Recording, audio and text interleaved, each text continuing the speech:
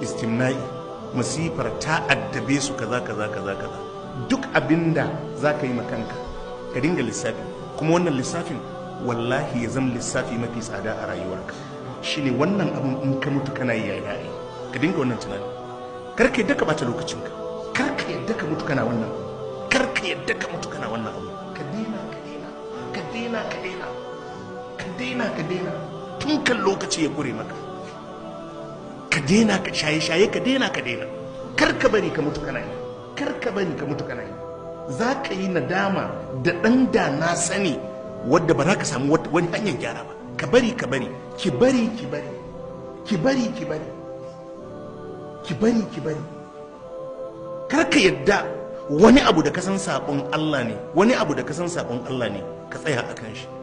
Baka san wannan abun da ka yi karfa ya zama shine aikinka na ƙarshe a duniya.